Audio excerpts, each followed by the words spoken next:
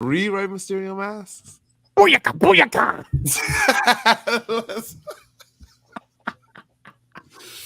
Booyaka, booyaka. I missed the Cade Oh, Crusader, I bro. mean, yeah, what up, though? Welcome to What We're Pistons We Table Talk. are That's got to be live.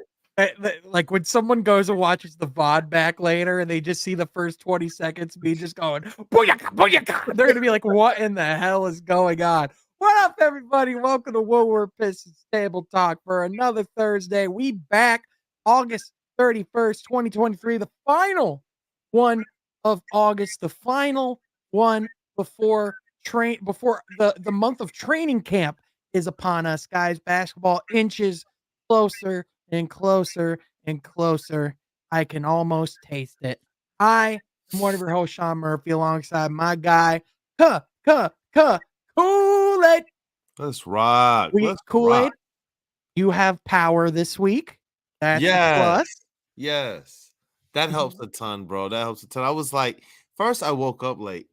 Then I was like, all right, let's get the pod going. And literally sat down, was typing everything in, and then I was sitting here like, man, Sean didn't even hit me back. I went into the text messages. I was like, I ain't never sent it.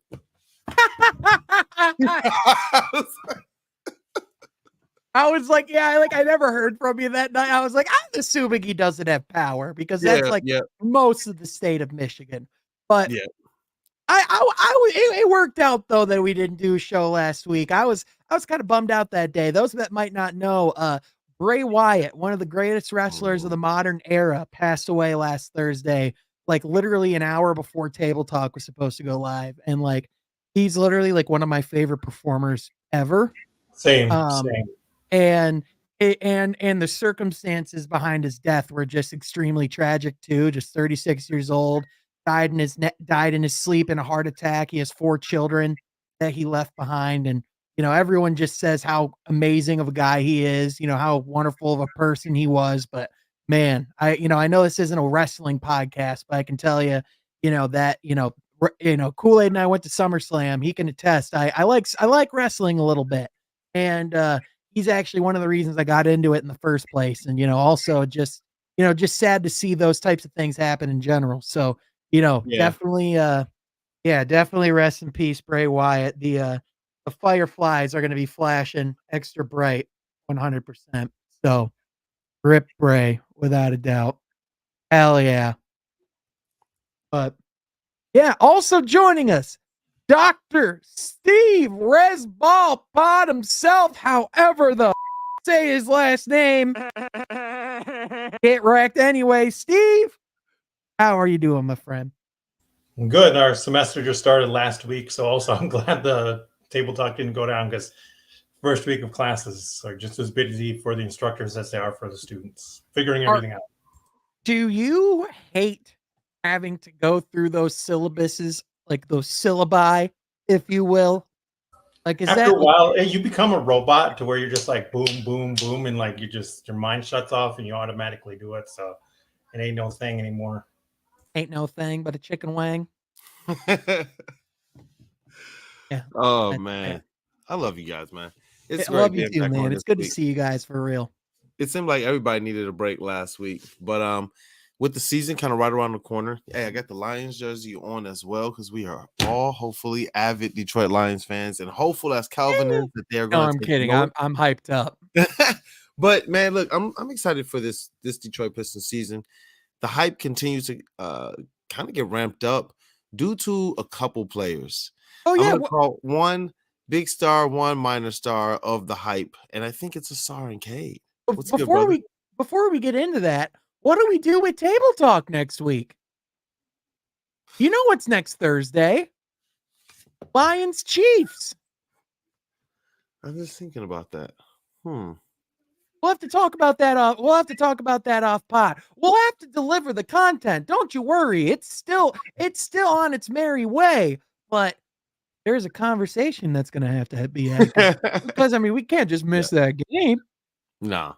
Hey, and we'll definitely check in from the game. We'll figure out something to do with the time so that we can continue to make Table Talk consistent every week. Get with our people and make sure we don't miss it. Oh heck yeah! Oh yeah, the content's still coming. Damn it. Yep. Especially because Piston season is right around the corner, which is something you just alluded to. When you talk about training camp season is effectively next month. Tomorrow is the month that it starts. Man, like it just starts to really, really, really, really get me kind of going, bro. I gotta be honest with you. I miss it a little bit. And with the expectations that the Pistons have this year, a little bit. Look, Lions. I'm like a addict, like 2 months in withdrawals, like clawing on the walls to the point where you could see fingernail scratches, and my fingers are like bleeding from the friction. Like I'm just like, I need it in my veins, man. I feel you, bro. I feel you, and I do. Lions have helped it a little bit, but now it's like you said, when we start getting when I start getting certain press conference emails, when I start getting certain news stuff, when I start getting kind of some of the, it's time for the credential requests, it really starts to get real. And I tell people all the time, man, it's like one big kind of like class reunion every single year when you kind of get back together, or like camp. Because you see a lot of your friends in the media, a lot of the other professionals, a lot of the other people you see grinding, a lot of other people you see trying to make it just like you, man, because that's what it still is. It's not like people are down there just lavish and getting paid like that. The people who are getting paid like that are the players and the coaches. The people who are in that room are there for the passion, not for the paycheck. That is a lot more true. That is a lot more true than false, man. So yeah, it's I don't know, man. It's getting exciting. I miss some of the people. We have some of our friends and our buddies down there. I know Sean was trying to swindle one of the security down there to try and just let him out onto the floor. It almost worked. He was cool, man. You mean the guy, you mean when I went to go give Mike Curtis a hug and then that guy was about to yeet me through the freaking roof? Bro, we were walking down to the floor, bro. Mike Curtis didn't even try news. I just had no sense of logic or where we were at, or just of how he would react. Because I just saw Mike, I wanted to give him a hug. He was on the floor, so I stepped over to give him a hug. He's like, "What do you think you're doing?" I'm like, "I'm sorry, sir. I'm not trying to hurt anybody. I'm sorry. We're good." He ended up liking me within 5 minutes, though. I've seen that guy multiple times. We're good. He and I are good. Yo, Jalen, our guy. Before we get going any further, Jalen, one of the newest hosts on one of the newest shows on Woodward Sports Network. The man. Holding it down, getting it done. Congratulations, my guy. Appreciate you, man. I appreciate it. I truly do, man. So it's been a minute. It has. This last week. It was a tornado almost in every county in the state of Michigan. A warning last week, so had to be back. What's Carl asked me if I was alive last week. I was like, yeah. I forgot what he was talking about for a second. And I was like, oh yeah, the storm. By the way, before we get talking about basketball as well, there was also my favorite thing I saw this week was the Jalen impression that this guy from Team USA basketball pulled. Let me show it right here. This guy pulled an absolute Jalen right at the beginning. He said, "World champion of what?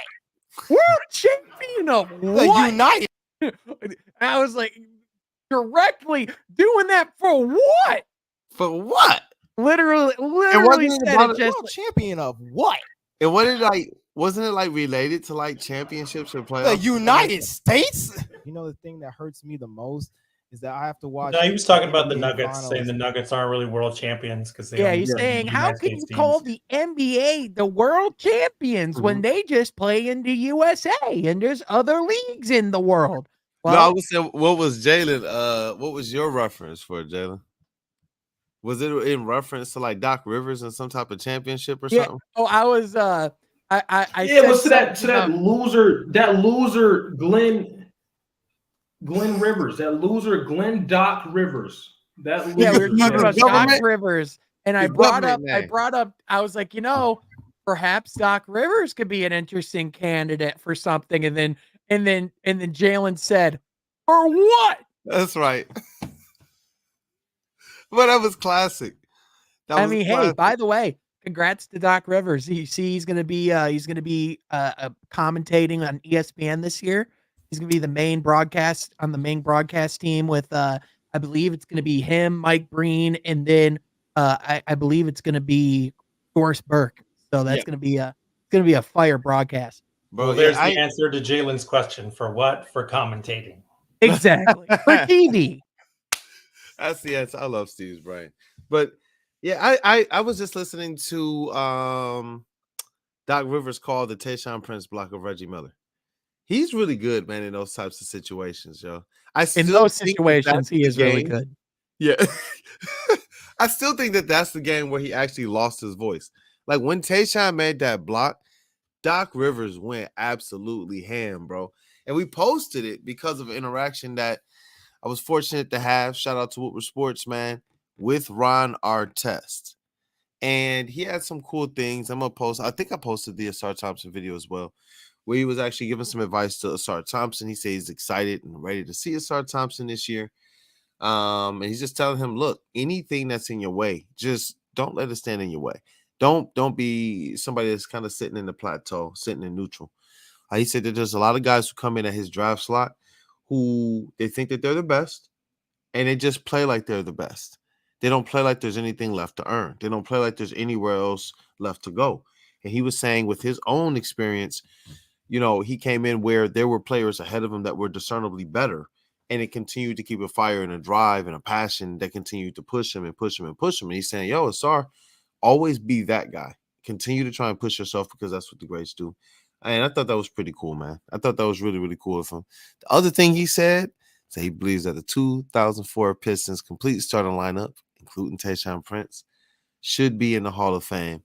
And that's what wound up bringing up that Tayshaun Prince block in Doc Rivers. So, yeah, I wanted to be able to ask you guys, though. And Sean, you can kind of get us started with it all. I'll kind of run through like what we're going to talk about and get us started with the first topic, man. Asar Thompson. Should he be the starter? I wanted to kind of run you through some lineups as well that Rob Beard was talking about. But Cade and the Pistons' expectations, there's a lot of hype surrounding Cade Cunningham. Are these guys really going to punch the ticket? You know, and then Troy Weaver, top 10 GM. Yahoo Sports just did an article, and it had Troy Weaver listed as a top 10 GM. Wanted to get you guys' thoughts as well as the chats. But Sean, take it away, brother. So, with which one? Asar. All right. Yeah, man. So I think, with Asar, obviously there's been a lot of conversation of, what his role should be day one. I saw a lot of people just say Asar needs to start. Asar needs to be starting. And although what we've seen out of Asar has been nothing but impressive thus far, and although I do believe that, that Asar Thompson does ultimately fit the identity and the vision and the direction in which the franchise is going, it is also important to remember that as impressive as he's looked in the settings that we've seen him in, that setting still is yet to be a NBA basketball court for a 48-minute game against professionals. So, like we've seen him in summer league, he played great. We've seen him in pro runs. He's held his own. I have no doubt that he's going to be able to do that when he actually debuts. But I think it's important to remember, for one, like the most important thing is not, who starts games, but rather who finishes games. In reality, the guys that, that they're really going to be turning to are going to be the ones that are closing out games. And so I don't think, I don't think it's necessarily the end of the world if Asar Thompson is coming off the bench, but averaging 25 minutes a game, for like the first 20, 30 games of his career. Like if he comes out and he like proves without a shadow of a doubt that he's one of the 5 best players on the team, and that we are, and we notice that there are things that we need to be doing better with him on the court. But ultimately, I believe at least to start the season, I don't think you have to rush him in the starting lineup unless he's definitively one of the best 5 guys day one. I think he'll get there, but for me, again, it's just like, just ease him into it, especially with guys like Bojan that you can put in that are as stable as he is. Isaiah Stewart more than likely is going to play that 4 role. You're not going to want to bring Jalen Duren off the bench. So, to me, there's no reason to put him in the starting 5 day one. You don't have to. Yeah. Steve, Jen, I want to get you guys' thoughts before I kind of kick around a concept to you guys based on this shot. I just sent you something to Twitter as well. It'll kind of go with that. But Steve, man, how you feeling about this thing? I don't know if he should start, but the 5-man unit this team needs to be playing the most is Ivy, Cade, Asar, Beef Stew, Jalen Duren. That's the 5-man unit. If by the end of the season, no injuries happen or whatever, and that's not the top 5-man unit, then that's something that I think should be held against the team. Because, I mean, as much as you like Burks, Monty Morris, Bojan, I understand functionally they will help in terms of making this more functional or watchable at times to provide those spacing things. But look, Monty Morris, 1 year, 2 year, Alec Burks expiring at the end of the year, Bojan's 34, 2 years. These are not guys that are going to be along for the team. Maybe Monty Morris. I hope Monty Morris does, though. I've been such a big fan of his for a long time. He's the best backup point guard in the league. You could do theoretical 3-guard lineups with he, Ivy, and Cade because their skill sets don't overlap.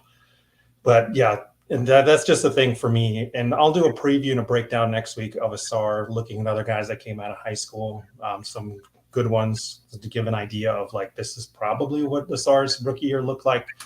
And the guys that I look at, they all got somewhere between 15 to 28 minutes per game. And if you don't take Asar number 5, if you're not going to play him that kind of 15 to 28 minutes per game, maybe he doesn't start, like you said, Sean, but definitely he's got to finish it. And again, to me, one of the things, if you want to measure success or progress for the team this year, is the number 1 lineup should be Ivy, Cade, Asar, Beef Stew, Jalen Duren. That's who they invest in, and that's who they got to play over everybody else. And even if he doesn't start, he can still be one of the 5 most, one of the 5 most active guys on the court.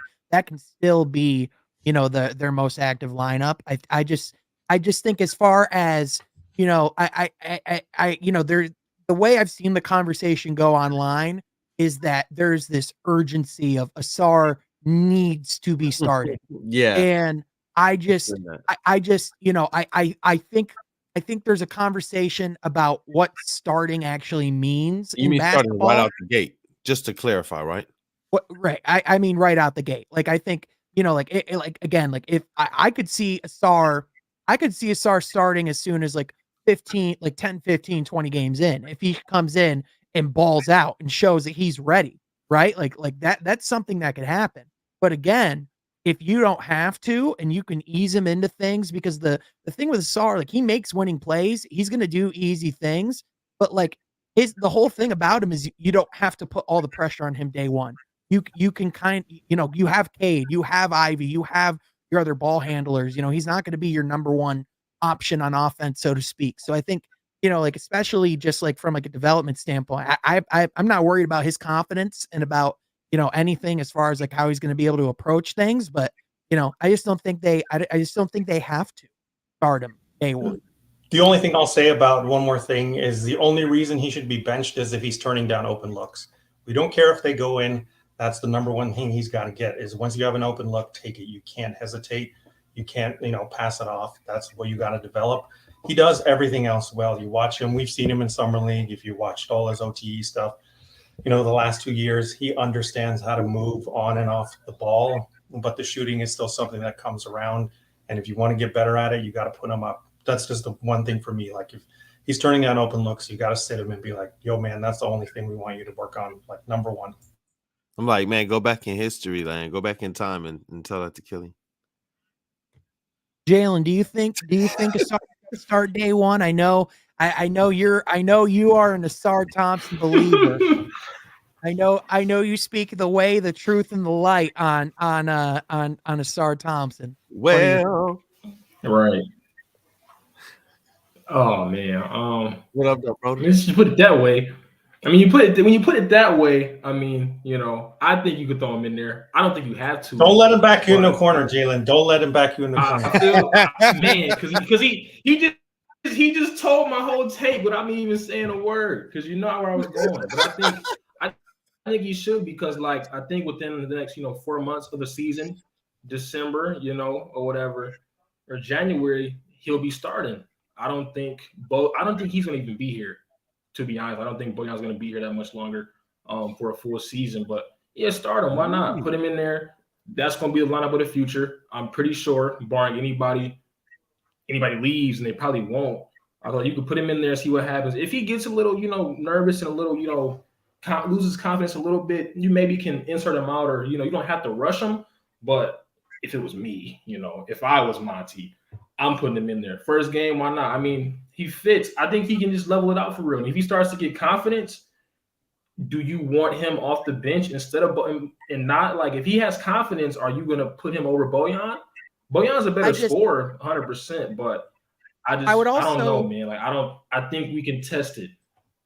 I would also I would also just urge as well, we as a fan base, just to keep in mind and remember, and again, this isn't me being devil's advocate, more so just pointing out the importance of a guy like Bojan, because he does bring a stable veteran presence, and we talk about this team wanting to take a next step and wanting to win more games. But in the same light, if your starting five is nothing but guys who are 21 and younger, then you're just going to inherently, you're going to struggle, right? And so I'm not saying, and again, I still think those are, your five best players, and absolutely they should be the five that play together the most. But at the, in the same breath, it is still important to have those veterans who can contribute and can help. I still think, to Jalen's point, I still see a future where, Bojan's moved for some capital of some form. But, again, it is like that's why I say, you don't necessarily have to rush at day one, because the Bojan trade you can make at any point. Like I would say, like, don't make that trade and don't make that move until you definitively see he's ready. Yeah. Because you have that luxury. You don't have to trade him. Yeah. And one of the key things that Troy Weaver did say about Asar Thompson, and it is key that we listen to them. Now, I know that Asar probably looks a little bit more ahead of the game than when he first said these comments, but he said that there's some nuances he's going to have to learn. And that's for everybody. Cade Cunningham even came into the league and said there was a whole lot between year one and year two. Going into the NBA, that he was like, whoa, I thought I was prepared and I wasn't. But going into year two, he knew exactly what he had to do to kind of get some things going. And so I want to be able to make sure we give Asar Thompson that, but that doesn't mean he's a top 5 pick. You know what I'm saying? We know that if he was drafted into a different situation, or even if potentially Cade wasn't here, he might find himself in a position where he is starting right now. Realistically, the talents and the skills that he's kind of put on display, and his defensive ability, which even Troy Weaver said he's going to be guarding the best players and helping to alleviate the pressure off of Jaden Ivey and Cade Cunningham, because that's crucial. We talk about how bad Jaden Ivey's defense was last year, and I'm just like, well, it got to a point where he literally had to guard the best players sometimes, like the best perimeter players and sometimes the best wing players, because who was playing? Like who was out there? Killian was not. It got to a point where Killian's defense was being affected at times by his offense, by his putting his head down and things like that. And so it's like you get Ivy now on like the third or fourth, player, the off-ball handler. You're getting Cade kind of not having to go out there and burn up fouls. You're getting a better kind of defensive unit out there. Man, I'm excited, at least defensively, for what this team is going to be and can be when you insert Asar Thompson. But it's just, I don't know, from the offensive side of the ball, I know that the way things are set up for Cade Cunningham, do you need as many shooters out there as possible, or does? If I can jump in here, the should Asar start, and people saying like, well, they need Bojan or they need Burks. Asar starting has less to do with him and more to do with Ivy, Cade, and Beef Stew's shooting, right? That's where I was going. Yeah. If Ivy and Cade are as good as we think they could be, like Ivy's like a 36 to 38 catch and shoot guy. Cade is even like 33% off the dribble. And then Isaiah Stewart shows what he showed, before the shoulder injury, which was like 38%, something like that, 37. That's enough. And the other thing that Asar brings is he's a fantastic lob threat. Like there are so many times where he just finds open space to cut and catches lobs. And we all know what Cade's in the half court. Yeah, number one favorite passes, and to have Duran and him both as a lob threat, that opens up vertical space as well. Couldn't you argue that 3 of the starting 5 of the Pistons, possibly 4, could be on either end of an alley-oop? Yeah. Bro, this is absolutely 3 out of the 5. Yeah, you could even say Jalen Duran's shown enough passing to where if he's goofing around, you could see him throw a lob. Not goofing around. I think Jalen Duren has the ability in the interior to throw a lob. If the players are cutting, he's shown the touch on passes. He's shown the IQ. He's shown the interior kind of drop passes and handoffs and things, man. Goofing around was a bad word. I more so meant when he's in his bag. How about that? That's I know what you mean. I'm just getting more technical with it and kind of like getting into the aspects of how we've screamed about this for the better part of the last season. Why is this team not utilizing at least some of the athleticism they did have on the squad? Like, why wasn't Ivy getting lobs? Why wasn't Ivy getting backdoor screens and cuts and drop passes and things of that nature? The few times that we got to see kind of Duren and Ivy kind of get busy, starting with the first play in Summer League, man.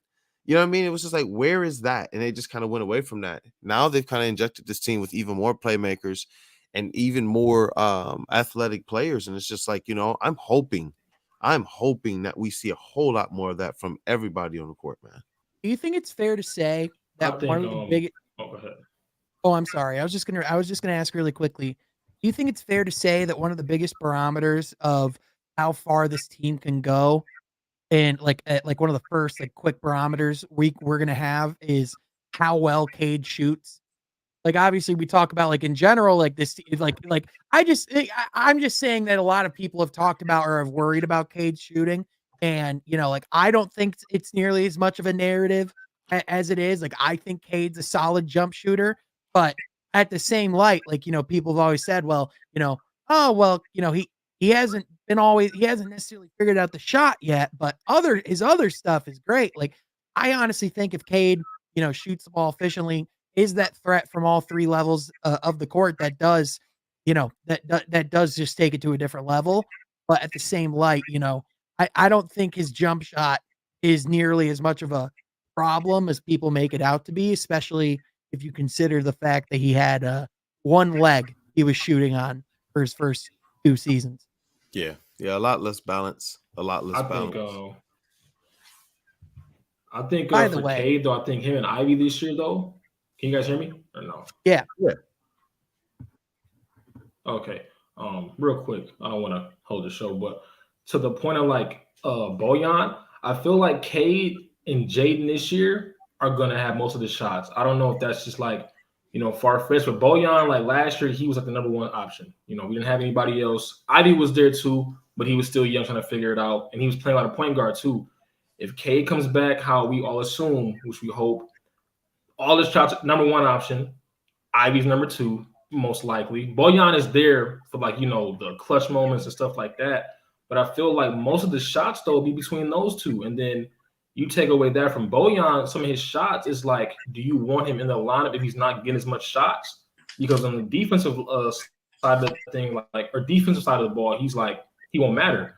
So that's why I think later on in the season it may switch strictly because if Ivy takes that jump that we think he's going to take too, him and Cade are going to be the number 1 and number 2 option. Then if it just fills out after that, it's just those two and the rest fills out. But if it doesn't work, then I mean, sure. But I think number 1, 2. My one case for starting Bojan at the beginning of the season has everything to do with the fact that he doesn't need time to get going, and the Pistons don't have a lot of time to get going. They have to hit the ground running, and they have to have as much kind of NBA players, people who don't have to kind of worry about nuances or being schemed against and not really knowing how to kind of play against it. I'm not saying that Asar Thompson is going to, not be able to send or ascend it or whatnot, but I'm just saying as it relates to this team getting off the ground running, the chemistry, and the fact that Bojan is kind of one of those flamethrowers.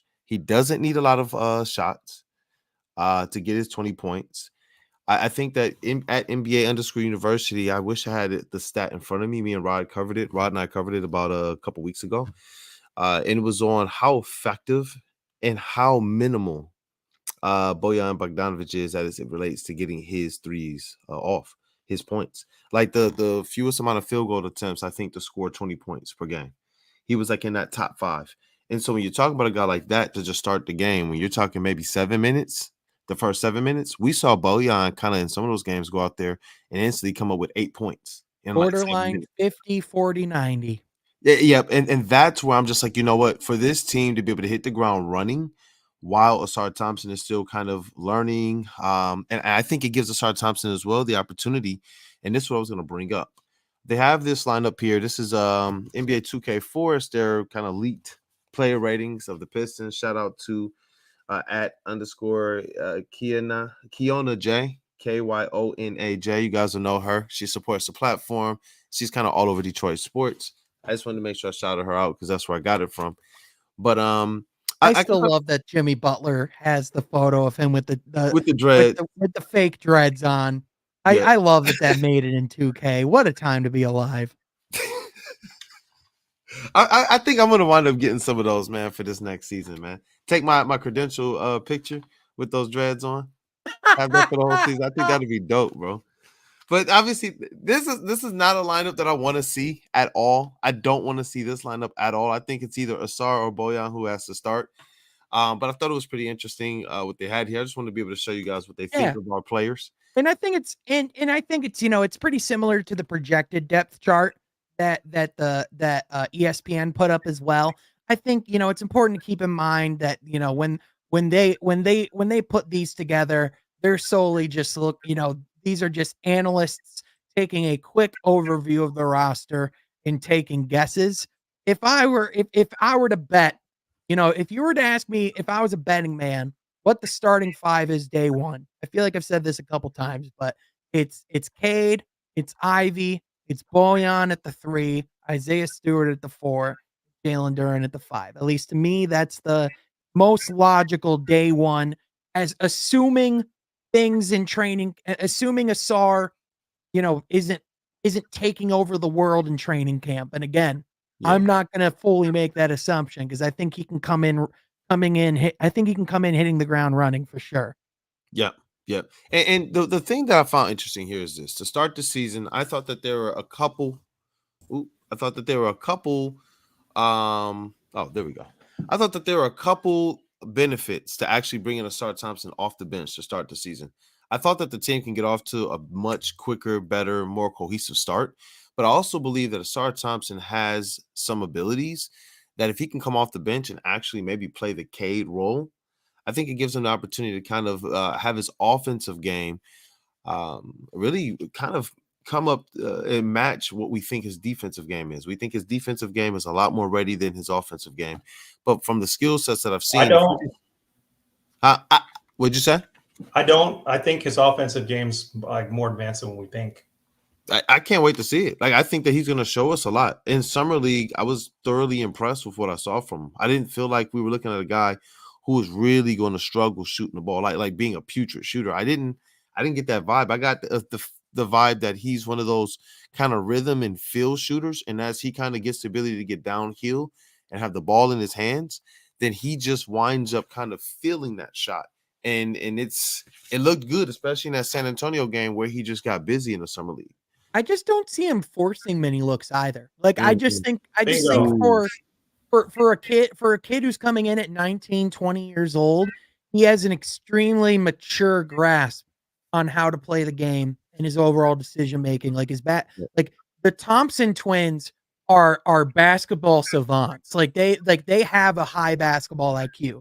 Like they're not just coming in as like these, like athletic prospects that are still picking up the game. Like no, they know ball. Yep. And what I wanted to be able to see, though, to start the season is if he starts the season at the wing position, he's largely going to be in a role that's kind of submissive. It's kind of playing off of Cade Cunningham. If he's coming off the bench, I think it gives him an opportunity kind of at the beginning of the season to spread his wings just a little bit more. I wouldn't even sub him. Sometimes, you think directly sub him in for Bojan Bogdanovic, but I kind of want to see how he plays in the Cade Cunningham role because, like Steve alluded to, I believe that he has a lot more offensive skill and talent than people have given him credit for. The role he played in high school with his brother was more of the facilitator, was more of the get the ball off the rim and push the rock up the court and things of that nature. It was when you get into the half court, he was the one that could break down a defense at times off the pick and roll and try and set somebody else up on his team. That's why he got the 6 6 point something out of assists. I know Steve is going to do a breakdown too. And it's like, when I think about that, I kind of shudder sometimes at having his start be right on the wing, right off, right away. I feel like if we can kind of, like Sean said, give him 10, 15 games to get running, kind of get going, give him that off of the bench while the Pistons get a much better and cohesive start with Bojan in the starting lineup. That to me is music to my ears. You shaking your head no, Steve. What's up, brother? Number one, what is his projected role long term? That I don't know. I don't think that they're putting necessarily. It's not going to be a Cade. Is he going to supplant Ivy as your number two? It's not to supplant, but it's to make sure that he has a full bevy of skill set to play. And I think that skill set is going to grow in time. But I believe that the Pistons aren't necessarily in a position to wait for it to grow, which means you got to kind of hit the ground running a little bit more and give him the opportunity to see, is this something he can do early? Well, I think number one, he gives them a cohesive defense. If you put Bojan in, especially if you put Bojan in at the 4, then you're leaving Duren out to dry, like too many possessions, right? Yeah. And if you put him at the 3, you're basically rolling out the red carpet. I've seen in the comments a lot tonight. Everybody said Bojan's or Asar is our best defender. He actually probably is. It's him and Beef Stew already. If you have Cade, Asar, Beef Stew in the middle, Ivy's still working on his D. Duren's still working on his D. That's a really good foundation where you're not leaving Ivy or Duren out to dry as much. Again, that's why I say they need to play it the most minutes. And the other thing, if you are going to play him, I have to leave, but the last thing I'll say, if you are going to play him in the second unit, just surround him with shooters. It will be Monty Morris, Ausar, Joe Harris, Isaiah Livers, Marvin Bagley, or you can, small ball Stu. Then he has 4 guys around him who are willing and ready to take shooters, and you can let him do his thing. That's something I think to consider. But I still think he needs to be, especially with Ivy and Duren, between Cade and Stu, because that just makes I agree with that. I wasn't saying not to do that. Yeah. That's all I was going to say, though. So I'll see you guys next week. Love you, Steve. Love you, Brody. Continue crushing life, man. Like, Steve is a professional, life crusher, man. And I love 100%. it. But that dude has his freaking PhD. Like he makes me feel dumb in comparison, because like as much as we can have intellectual conversations about basketball, he can have intellectual conversations about actual things because he's a professor. Shout out to Dr. Steve. But I agree with everything he was saying there. Yeah. What I was saying is I don't want the Killian Hayes effect where it was dribble up the court and hand the ball off and just sit in a corner. And I believe that to start the season next to Cade Cunningham while you're trying to learn the game next to Cade and Ivy, who are going to be ball dominant, I don't know how much that really bodes well for Asar's offense. Look, talking about, and then we're just going to trade Bojan, insert Asar, and then we're supposed to try and push for the play-in. I personally just don't know if that's the most cohesive start to the season. And I believe that for Asar to be able to develop his skill set a little bit more so that when he gets the ball on the wing, he can still play next to Cade, Ivy, Duren, and Stu. But I would rather him be less of a submissive player and more of a, when he gets the ball on the wing, he can just blah, blah, blah, blah, blah. That's what Boston Celtics are able to rely on when they have their, Tatum and Brown able to just kind of go. And that's kind of where I'm getting at. Want to be able to see his skills kind of develop a little bit more off the bench where he's the man. And then maybe after 15, 20 games, you bring him in starting with Cade, Ivy, Duren, Stu. Yeah, I can see, for me, especially with Asar, to your point, I think with one thing, especially that he has that Killian maybe, didn't, to start his career. I think, Asar, has a great instinct to cutting to the basket, playing off ball, creating opportunities for himself, on top of other people. We've seen that Asar does have that skill set and ability. I think the biggest thing, especially to your point, if he starts day one, he's more than likely the 4th or 5th option in that lineup. And the reality of it is not that that's a bad thing, because like we said, his impact day one isn't going to be this offensive firepower. I think his career is going to be very akin to a Ron Artest, where he comes in, is an on fire guy on the defensive end. But as his career goes on, we start to see that offensive side unfold. people forget 04-05 Ron Artest before all the suspension stuff happened was one of the best players in basketball, pound for pound. Dude was a bucket. He was on track to be an MVP candidate that year. Legitimately. Two-way monster, bro. That's why I Yeah. was comparing Asar Thompson to Ron Artest those years. Yeah. Where he was a bucket and he was absolutely going out there and locking people up and being a menace on the defensive side. And they're both kind of like a quiet killer type personality too. Like I don't think Asar's going to charge in the stands or anything, so I think we got that going for him. But like I think in the other, I'm just kidding. But like shout out Ron Artest. But like in all seriousness, like I think that's definitely a benefit I'd like to see personally, because like I think the biggest benefit of having Cade and Ivy, like two great ball handlers, is that you can stagger them as well and not lose that great playmaking and that elusive, like things that they can do. So like I would love to see, like I would love to see them stagger minutes and him have opportunities of him and Cade running the show and him and Ivy being the two, like the top two options out there. Like I just want to see, especially him and Ivy together, I think could bring a really athletic, fast paced type of dynamic that would be really fun and interesting.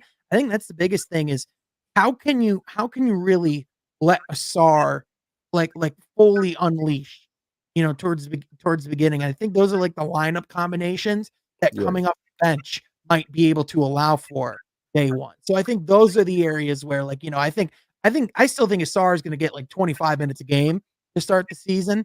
Like I still think he's going to be like, one of our top 5, top 6 most played players, but that doesn't necessarily mean he has to be one of the ones coming out and having to guard their best player like, right out the gate, having all that pressure on him day one.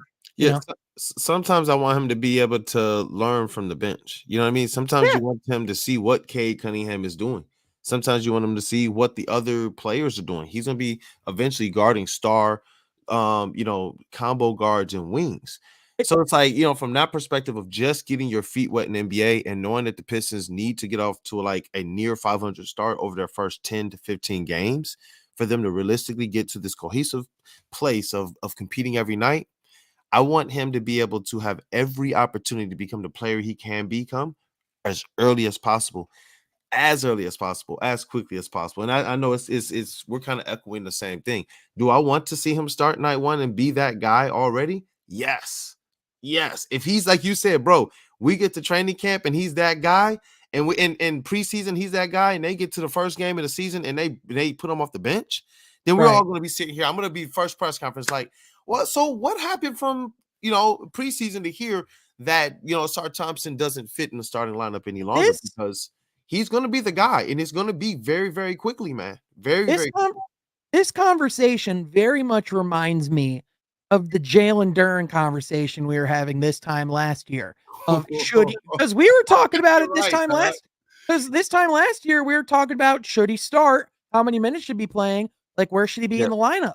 And I think it's very akin to what we were saying this time last year about Jalen Duren. Let's make it very clear. It is not a matter of if Asar is going to start. It is a matter of when. It is a matter of should he day one. And I think the biggest thing that we have to remember is it's not Dwayne Casey at the helm. It's Monty Williams. It's his staff. And so not only is there going to be a different philosophy and a different person at the helm, but at the same time, there's going to be a different expectation. They are looking to win games. They're not necessarily, he doesn't have the same directive that Dwayne had over the last couple of years. So I think when we talk about like what decisions they make, like how they go about that process, we haven't seen Monty do his thing yet. Like we've seen it from a distance. We know, like we have a general idea of what to expect, but we haven't been able to follow Monty on a day-to-day basis yet. So I'm interested to see just how he's going to let him unleash. And I saw Mr. Jones bring up Marcus Sasser. I think that's someone we have to very much temper. Whereas Asar, I think he can come out the gates running. I think Marcus Sasser is going to need a couple years before he's consistently in the rotation. Yeah, I think the consensus, just to kind of use that to segue on Asar Thompson, is that all of us believe that he is the starter de facto It's just a matter of when that is and for what reasons we think. Jalen believes right out the gate. Steve is kind of more in the middle a little bit. I'm kind of more like I kind of want to see him in this. Hey, go be KD. I don't think he can be KD right out the gate with Cade and Ivy. Cade's usage rate and Ivy's usage rate is going to be crazy. Yes, he can cut. I'm not saying he can't do that. Yes, he can fit right now and pair with those guys in some unique roles. But I also want to be able to see if the clock is ticking down, 5 minutes to go. What if Cade's in foul trouble? Who is Asar Thompson going to be? I would love to be able to see him be able to come off the bench, just like I said, 10, 15 games, and just go wild, bro. Don't have to worry, but there's no deferring. You're the number one out there right now, bro. Cade, Ivy coming off the bench. Maybe you keep Bojan in with him. Give him a couple shooters out there, keep him in, and just roll, play ball. Like I don't know. To me, it just sounds cool because then when you're talking about down the road and having that type of unique experience and that unique opportunity, now you're not just a stander in the corner or just a slasher. You're also somebody who can put your back to the basket because you've gotten comfortable with that. You're also somebody who can go and play in the pick and roll game, in the NBA pick and roll game because you've gotten more comfortable with that.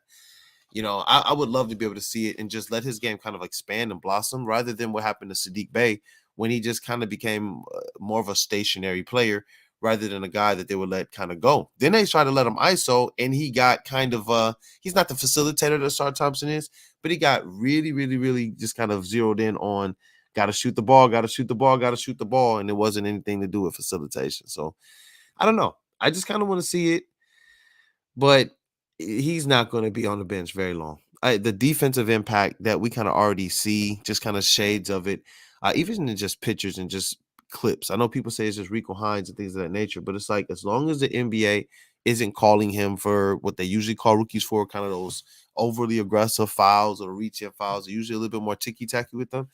I think he's going to be one of those rookies that make a defensive impact and proves that he has to be on the court. Like, even if he's not hitting a three, I think he's going to prove he has to be on the court, man.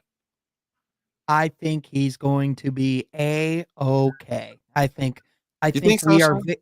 I think I have no worries Jalen. about his abilities. None. I'm excited. Like, this is a top 5 pick who could have gone higher. Like, I'm really excited about the fact that honestly, I think I'm being more, trying to be as optimistically, cautious as possible, because have we seen a collection of young talent like this with supposed expectations like this ever? We can go back to the bad boys, but they weren't grouped together like this that quickly. I haven't had one prospect. I don't think there's been, like, in my lifetime, I don't think there's been one prospect on the Pistons that was even on a SARS level at any point over the last 20 years, let alone Cade, Ivy, Asar, Duran, like all those guys. Like I wouldn't put Stanley on that level. I wouldn't put Brandon Knight on that level. I wouldn't put Greg Monroe on that level. I wouldn't put Andre Drummond on that level. Absolutely not. Yeah. He's gonna go off game 1. By the way, you think Asar's going off game 1? I'm putting the parlay in. If his line is at 10 points, which they probably have, I'm putting the parlay in. I'm telling you, if you watched him in high school and like early like OTE, he's a bucket. Like he's a bucket, but he's very like it's slow. So like it's not like he's gonna just come down there and he's gonna do. It's similar like Cade. It's methodical. He's real patient, but I feel like if he starts, man, like it can either go him and Cade could be maybe the top 5 smartest young guys in the league if that was the case, or come off the bench and he's a freaking threat. He's putting up 15 a game, or if he just comes out and unleashes it early, which I would be shocked if he does, because like he's very low key, like you guys mentioned.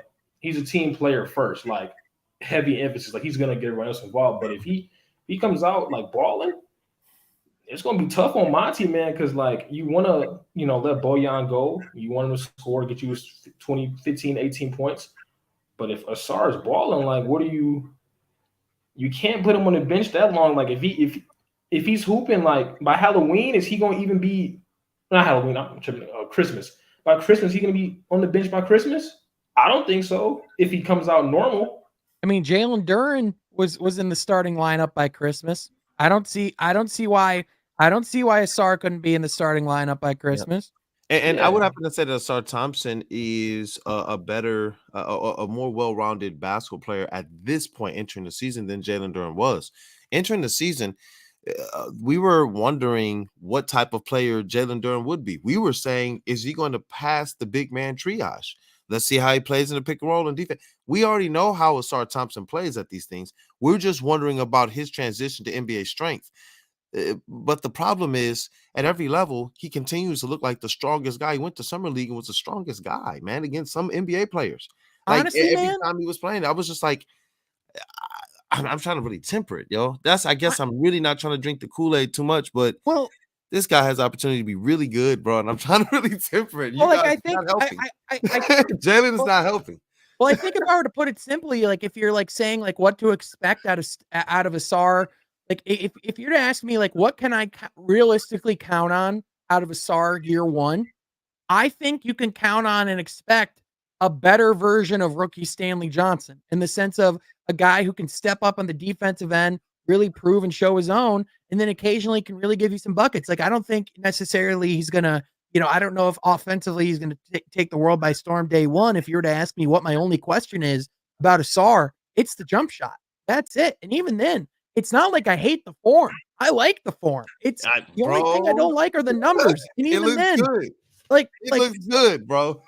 right. So and again, like one thing to keep in mind with the Rico Hines stuff, the footage we saw was from one court in part of runs. They don't show misses, so you're not even seeing all the games. You're not seeing all the shots. So like obviously you're only going to see the makes. But even then, the makes we saw, I mean, the shot looks good, man. That's like it really does. And like as far as like I know for a fact that like he's going to be able to like especially the benefit of bringing a guy like him off the bench and like the burst of energy he's going to bring and like the dynamic defensively that's going to bring day one. Like, yeah, man. I mean, he's just one of those guys where, I think the reason why like he is so exciting is because not only is it like so obvious that he's going to be good, but it's just he's a Piston through and through in his blood, in his veins, the way he plays basketball.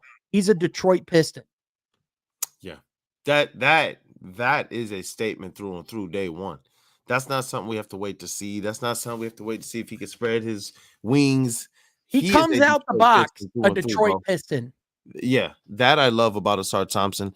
And everything that we know about him, everything we've heard about him, even from sources and such, is that he's just an absolute gym rat.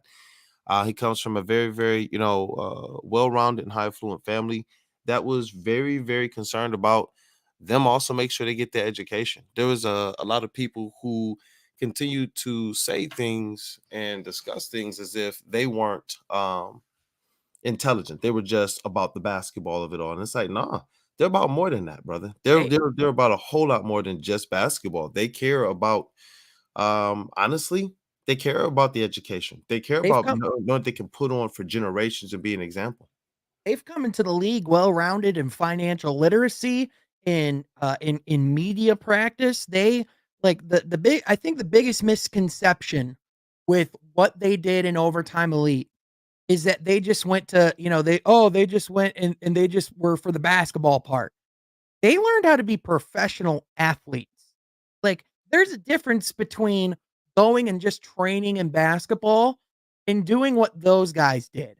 They were in top of the art facilities with top of the line trainers, and whenever they weren't on the court, they were in some form of classes or some form of personal training so that they would be more developed as professional athletes and as men when they were getting into the league. Like that was something that like they've been doing for a long time. So like, I mean, Jalen, to your point, like if Asar does come in day one and does show like, hey, like, I'm ready to go. Give me the rock. And like, I'm not going to be surprised if he comes into training camp and Monty says, you know what? I can't keep you off the floor. Like I could, like, I can't, I don't think that's a crazy scenario. I mean, if he comes out balling, like this is for any player. Like, if a young guy comes in there and he's hooping, what are you gonna do? Send him to the bench? Like you don't draft guys 1 through 5 to have them off the bench. You just don't. And if you do, they're only on their they're not on their you plan for them to become a starter on the line. You plan Oh, for 'em. absolutely. Like, you don't Absolutely. they don't have to start, but you don't draft 1 through 5 for them to, be a 7th man or 6th man for the next 5 years. You want them to replace Oh, someone, absolutely not. yeah. So Yeah, I just think if he comes in there and he does his job, he's working hard. Monty's going to see that. If he's scoring, because that's the question we have here for most fans and most people that follow it. He can play defense, his IQ's high, but can he score? And I'm not saying score, 8 points a game. Like, can he give you double digits? And if he learns to do that sooner or later, it's just hard. It's hard to deny somebody like that with this young lineup. So I mean, if he comes in working, by all means, give him. If not, let him learn first. Let him learn. Let him play behind Cade and Ivy and defensively beef stew or anybody. Let him learn first. But it's in Asar's hands. He wants to come in there and he wants to show it up. But if he wants to just take it day by day as a rook, that's cool too. I have no issue with that. I think no matter what, he's in the right hands. Like, he's with the right people. I think the fact, again, that he doesn't have the pressure to, like, he doesn't have to do a lot of the things that Cade and Jaden Ivey had to do in their rookie years and take a lot of those licks. And even though, in retrospect, we're going to be glad for the long term, for the longevity of this team and their careers that they went through that, because it's going to mold them into better players. Yeah. The fact that Asar can just come in and be a cherry on top, so to speak, like an extra element to what they have going on. Like, that's a luxury to have, man. It really is. Yep. With a roster that has, and I'm going to continue to preach this, more NBA talent on it. It was beautiful to kind of see Cade play when the team got healthy his rookie season after the All-Star break. When they got back Kelly Olynyk, when Jeremy Grant was kind of a little bit more healthy, and they got a couple other players. I'm one of those guys. Can't believe I'm missing out on the roster, but they look good. That was the roster to me. That was the lineup to me that went 10-14. You win a couple games, you're 500 post All-Star break in games that Cade Cunningham played in. And that was just Cade Cunningham with a few more, bro. A few more NBA players. You've added Monty Morris. You've added Joe Harris. You get to actually play with Bojan. You have Alec Burks. You got Isaiah Stewart, who's entering year 4, which don't underestimate that, man. You got Cade Cunningham. This team has some basketball players on it, some NBA basketball players. And that's something that, honestly, Ivy really didn't get. Cade only got a little bit of. You know what I mean? For the first half of his rookie season, it was kind of up and down. They were dealing with a whole lot of different injuries. So you're right, man. I don't want to underestimate that. That could play a huge role in what the Detroit Pistons do to start the season, because you're right. Asar is not coming into a team that's just void. Even if we get hit with maybe an injury or two, it's still not going to look like last year. 1 or 2 injuries last year depleted the whole team. Why? Because Marvin Bagley was our only pick and roll big at that time. We didn't know what Jalen Duren was. And then, when Stewart went down with Bagley, it was just like, well, this year I feel like this squad is a lot more tough, a lot more mean, a lot more kind of basketball of it all, man. And in terms of, we don't have to wait to try and see what these guys are. Like Killian, we're hoping, like with Asar, I'm not really hoping about his defense. I'm not hoping about the player that we know Asar Thompson to be. Even though we're waiting for him to prove it, I'm not hoping. But last year we were dealing with players. We were hoping Ivy. We were hoping for Duren. We were hoping for Killian Hayes, man. We were hoping that Troy Weaver would make the right deals and moves. Now we're sitting here looking at a menu where we're like, you know what? This is kind of tasty. Other people are going on saying Cade is looking great. People underestimate and don't talk enough about the fact that Jalen Duren was at the U.S. Select team and doing work as well against NBA players. You know what I mean? That invite means something too. These guys are being looked at, and then other teams are being looked at with a little bit higher expectation to them now. Because of this nucleus, they're being included on these kind of top lists of the teams under 25. The players are. Cade's starting to come up in conversations of, is he a top 10 point guard in the East, top 5 point guard in the East, things of that nature. Let's see this team go out there and do it, man. Like, Asar's coming into probably one of the most stable situations that we've in the Pistons history that we've seen a draft pick come into. Isaiah Thomas came into a horrible time in the draft in the Pistons organization. Grant Hill showed up in a horrible time. Drummond showed up in a horrible time. Yeah, Asar, it's gonna be pretty good for him. Yeah, exactly. And again, he doesn't have all the pressure on his shoulders. He doesn't have to come in and do everything. But the things he can do can make a massive impact and help take this team to another level. But man, I mean, we only have a couple weeks left until we actually have basketball, like beginning and coming back. Media day will be coming up soon. And I mean, Kool-Aid, it's right around the corner, man. It's not far away at all. I can't wait for media day, man. Yeah, I'm hoping I got some getting there and see all my friends and see all my colleagues and see all my peers and such. Absolutely, man. It should be a cool day, this media day, man. I'm really looking forward to it, man. Heck yeah, man.